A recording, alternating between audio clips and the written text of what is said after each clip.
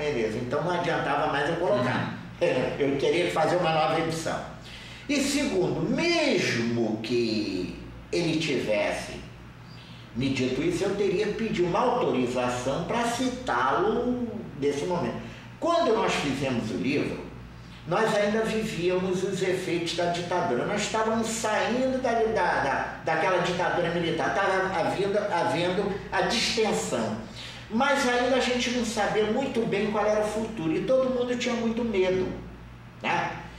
Esse livro foi feito no momento em que ainda não se sabia se poderia haver um retorno, até que ponto aquilo estava valendo de fato, né? Valeu, né? Pelo menos até agora tem valido. Mas a gente não sabia naquele momento, será que pode voltar? E havia aquela paranoia, que nós tínhamos passado de 64 até 80 e tanto, sob ditadura, né? Ditadura militar, uma ditadura feroz, uma ditadura que teve uma das coisas que talvez nem Hitler tenha conseguido um poder tão grande, que foi o ato institucional número 5. Pelo ato institucional número 5, eu acho que nem aqueles reis absolutistas europeus tinham tanto poder, que o presidente da República, com aquilo, simplesmente através daquele ato, ele não precisava consultar nada, não tinha habeas corpus, não tinha nada, ele caçava direito político, caçava os bens do cara, demitia funcionário público e ficava por isso mesmo. Acabou. Então havia esse receio. E eu me lembro que quando nós fizemos esse livro, nós também tínhamos alguma preocupação em não cutucar a onça com vara curta. Então, algumas coisas que nós ouvíamos falar, algumas coisas que não podiam ser perfeitamente comprovadas e nem que estavam na imprensa, nós procurávamos não citar. Tá? Mas essa do Santos Lemos é sintomática. Então, eu tenho a impressão que, a exemplo do que a CIA fez em outros lugares do mundo, aqui também o dedinho da Central de Inteligência Americana agiu em colaboração estreita com os fascistas brasileiros. Então tá bom, professor. Para terminar, qual é a visão geral, hoje, se o senhor pudesse reescrever ou reeditar o livro sobre o saque de 62, o que seria hoje marcante para o senhor que o senhor não escreveu na obra? Eu gostaria de colocar o seguinte, para a gente ter uma ideia. Tudo que nós temos feito aqui, quando eu digo nós, eu tanto digo nós daquela época, como eu digo o nós de hoje. É o caso da Marlúcia, é o caso do Antônio Augusto, é o caso do Nielsen, é o caso da Tânia. Tudo que nós temos feito é com muito sacrifício e às vezes custeado pelo próprio bolso. Tá? Então o nosso livro, ele é um livro modesto, de uma, se você observar, um material pobre. Que foi datilografado. Foi feito em máquina de datilografia, depois foi impresso, né? Barbosa conseguiu uma gráfica que fazia isso bem barato. E o Menezes, nessa época, que é o coautor do livro, ele estava retornando, ele tinha sido anistiado e estava retornando para a Petrobras. Então ele tinha recebido um dinheirinho, coisa que ele não via há muito tempo. Então ele, com esse dinheirinho, ele financiou o livro e eu paguei parceladamente a ele a minha parte.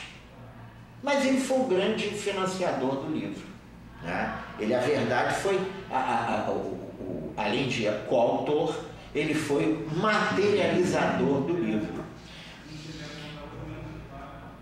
Mas esse é um aspecto. E outra coisa, nós não tivemos muitas oportunidades de pesquisa. Como eu te disse, primeiro as pessoas não queriam falar nada. As pessoas estavam sempre com aquela paranoia, né? Muitos sindicalistas a gente não conseguiu localizar. Então foi uma obra, nós podemos dizer, um pouco capenga. Hoje eu reconheço que ela foi pioneira, ela foi uma obra que ninguém falava nesses assuntos naquela época. Talvez tenha sido a primeira obra praticamente eu não digo de contestação, enfrentamento, mas a primeira obra que tenta pegar um movimento popular que não era aquela... né? Que repercutiu. Isso era até um pouco perigoso, ter que lembrar isso. Uma coisa que traumatizou muito a classe dominante municipal. Eu gostaria até de dizer uma coisa, que está no livro e que aqui eu deixei passar. Nós temos dois momentos. A relação vamos dizer, dos trabalhadores com a classe dominante aqui, ela se fazia, de certa forma, através da coligação PTB-PSD, né? PSD, Partido Social Democrático, e o PTB, que era um partido muito coligado.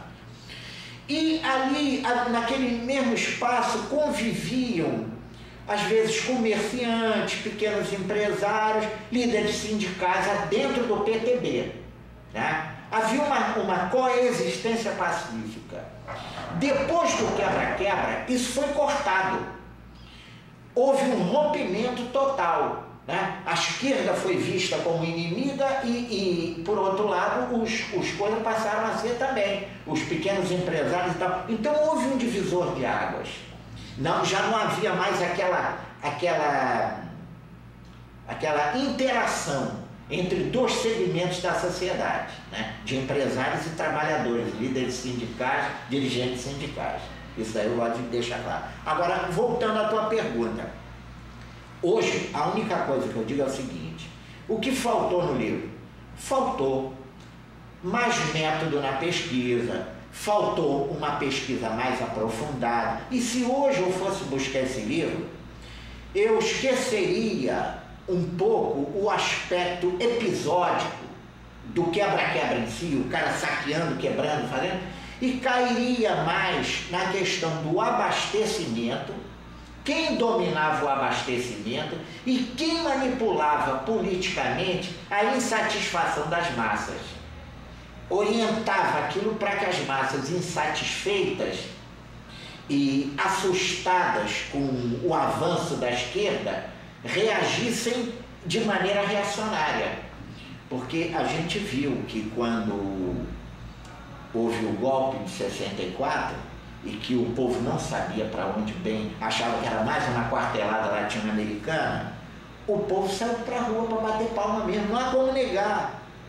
Eu me lembro que Copacabana não deve servir como exemplo, porque ali sempre foi uma coisa de classe média e gente muito... aristocracia, né?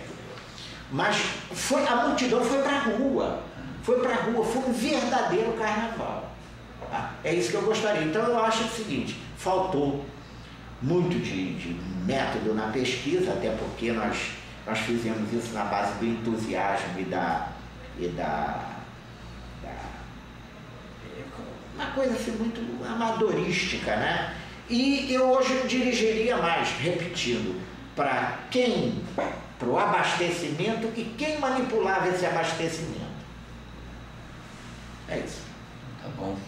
Muito obrigado. Nada, valeu. Estamos aí.